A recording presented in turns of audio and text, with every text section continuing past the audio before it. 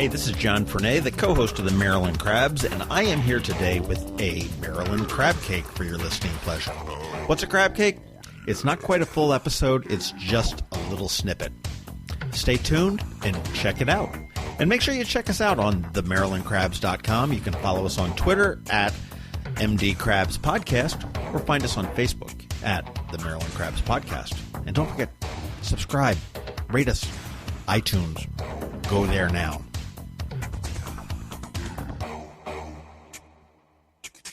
All right, hey, this is John Fernay with a Maryland Crabcake for the Annapolis Film Festival. And today we're sitting here at a table with Zoo Coffee. I've gotten a vanilla zap frap, and I've got Ken Arnold, who is drinking a cup of coffee. And he is the genius, impetus, producer of one of the feature films that's going to be shown at the Annapolis Film Festival called The Night Watchmen. How are you, Ken? I'm doing good. How are you? That's awesome. That's awesome. Now, The Night Watchmen, that had a little bit of a pre-buzz before the film fest here, because you created quite a stir in Annapolis when you were filming this, because much of it was filmed locally. Yes. What's it about? I mean, I've seen a little bit of trailer. It's about 4 hapless security guards and a wayward journalist in a tabloid that are saving themselves from rabid vampires. Exactly. We get a mistaken delivery. It was supposed to go to the medical labs, but it shows up at our place. We trade with the delivery guys to keep it overnight. But unbeknownst to us, there is something in the delivery that gets released and then wreaks havoc on the building that we're guarding. I have seen the trailer. Yeah. The film festival did send me a link to the full thing, and my thing is that I'm not watching any of these things. I like to see them on a big screen, and I like to be surprised when I go to see these things. So this is definitely on my list there. You're local. Yes. Are you from Annapolis? Not originally. I'm from New Jersey. Where? South Jersey, a town called Atco. It's near Atco Raceway. Yes.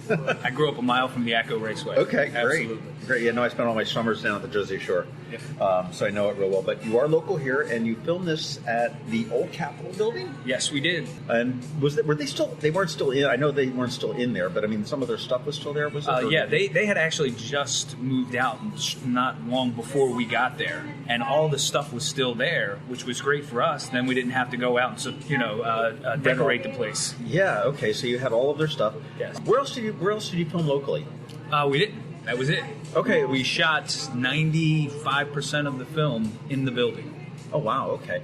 And where was the other 5%? There were some pickup shots in Los Angeles.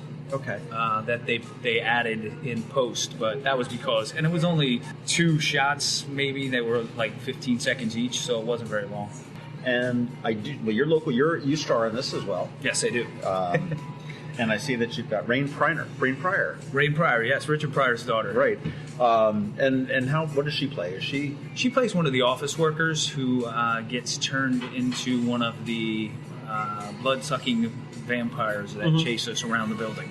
Local talent. Did you get local talent here? Yes. I know I saw one name who I was friends with her parents, Sophia Special. Yes, she was in the film. She helped out. She mostly did background stuff. She was a vampire as well. Okay. But she also did PA work and helped us in our offices, behind the scenes, behind the camera.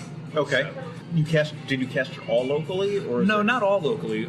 We did quite a few of the speaking roles locally, but we did for a couple of the main roles. We went out to Los Angeles and got a couple actors, and then in New York we got Matt Servito, who was on The Sopranos and the series Banshee. He came down from New York. Okay. How long did it take you to film all? How long did it take to film everything? It took 31 days. Okay, so you had about a month, and then God knows how long to put it all together. Yeah, well, it took a while to get it all together. We had a lot of special effects shots in it, and some that we didn't know that we were going to need, and it took a little bit.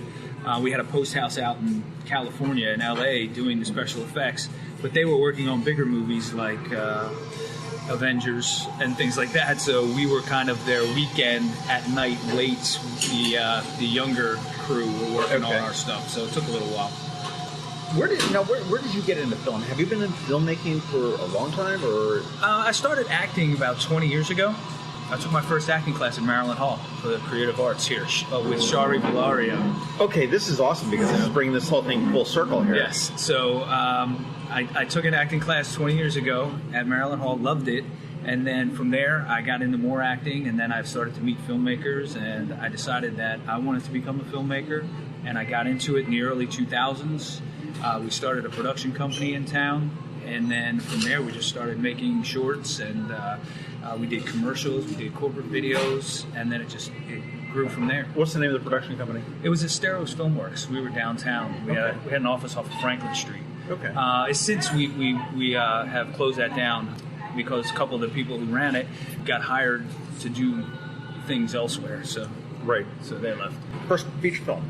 Yes. First one I produced. Yes. Okay. What is the difference between a shorts and a feature? I mean, as far as from a producer's aspect, is it much more difficult? Just the same, only longer hours? Is it more difficult? Well, in the sense, yeah, there's a lot more work because it's a longer shoot. Mm-hmm. You've got to raise more money. Right. You have the longer hours. We were shooting 12, 16-hour days at some points during the shoot, which can become grueling over 31 days. So. Yeah, no, I would think that a short might be a little bit more difficult to produce just because you've got such a short time to tell an entire story. Yeah, it is. But that all comes down to the script writing. If you have a nice, tight, short script, then and you know how you're going to approach it once you start to produce it. You know, we spoke with Lee and Patty about a month and a half ago or 2 months ago on the podcast, and that's the one thing that they emphasize. You know, it all starts with a story. If you don't have the story, you don't have crap. And it moves on. It doesn't matter how good the effects are, how good the production is. Exactly. If it's not a compelling story, it's not there. What's next for you? Where are you looking at more feature films, or are you taking a break on this, or? Well, we finished filming this almost 2 years ago, so the production of that is going through. Now we're in our festival run, mm-hmm. and we're trying to get distribution for it. So in the meantime, I've been working on some other scripts. We've been lining some things up. We're looking to produce 2 films within the next year. 2 more horror comedies, one called Sinkhole 2, and we're going to be working with Edward Sanchez, who was the director of the Blair Witch Project. Oh yeah. He spoke at the film festival last year. Yep. Real big guy, big burly guy with a big old beard. Yeah, I think he shaved the beard off, but he's a huge guy. But he's the nicest guy. He was tremendous. I remember seeing this thing last year. And I mean, you said horror comedy. I mean, is that sort of a genre that you're interested in, that you're keeping with, or is that just? Yeah, have you ever seen Shaun of the Dead or mm-hmm. Hot Fuzz or the Edgar Wright films with Simon Pegg and Nick Frost? Big fan of those. Love those films. So I wanted to get into making those types of films because I love those films so much. And I knew it's a genre that will sell because the horror genre has its own subculture. And, you got that audience already built in. Well, certainly you have. And that was one of my questions that I had on my sheet of paper here is, are you to some degree playing off of the success of The Walking Dead and the zombies and everything else to a point, which, I mean, obviously it's a phenomenon, as is, I would say, some of the animated stuff that you're seeing because of the resurgence of the comic books. Yes, absolutely. That's what we're, that wave of zombies and the clowns and things like that. With it coming out this fall, that's going to make that creepy, scary clown popular again, and we'll follow that. Are you going to be like hiding in bushes when they start getting clown sightings again? No, I'm not. People were calling me and sending me messages and asking us, "Was that you guys?" And I'm like, I wish we were that clever, but no, it's not us. That was quite a time when everyone was talking about the about the thing there. What's what do we need? Are there any Easter eggs? Are there anything that we got to watch out for when we see this movie? There are some things in it that you've got to watch a few times to see. Some of the set decoration and all, you don't pick it up the first couple. You might, but sometimes you don't. And then when people pick it up, when we go to Q&As and they say, "I like how you hid that in, and we just saw it in the corner, and we like how you put that in there." So there are some things that are in there, but nothing like the Marvel Easter eggs where. Right. Well, where is are you going to be doing a Q&A after?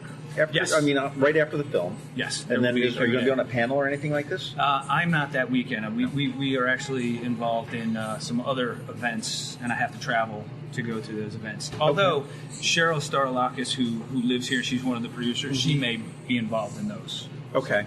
You can see this at the Annapolis Film Festival on Friday the 31st. Yes. Which is the first full day of the festival. Mm-hmm. At 9:30 p.m. at Annapolis Elementary School. It does have a brief. I know the trailer had a little bit of a nudity in it. But yeah, it's brief. It's it's PG-13. Yeah, a hard PG-13, I would say.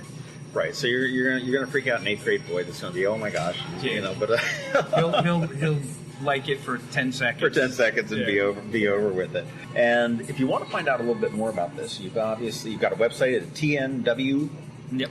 Movie, which is for The Night Watchmen, plural, movie.com. Yes. And Twitter, they're at TNW Movie as well there. This is, again, it's on Friday the 31st at 9:30. Anything else that you've got for it that we must know or to look out for to obviously just go and see it? Yes. Where is, I mean, you're shopping it around for release. Yes. Where is it going to be available potentially after the Film Fest? After the Film Fest, and probably this fall, because if we sign a distribution deal within the next couple of weeks, our release would probably be around Halloween, which is perfect for us. Mm-hmm. You will be able to get it on Amazon. You'll be able to get it on iTunes. You'll be able to get it. It might even be running on cable, on one of the cable stations. Video on demand, definitely on your cable, Verizon, Comcast, whichever one you have. So you'll be able to get it in a lot of places. You know what I think is amazing with just the film industry as I look at how it's changed over the years. 40 years ago, you make this movie to get it in a theater. Mm-hmm. And that whole dynamic seems to have really changed. I mean, certainly that is an ultimate goal. Yes. To have it, the Oscar and the whole 9 yards.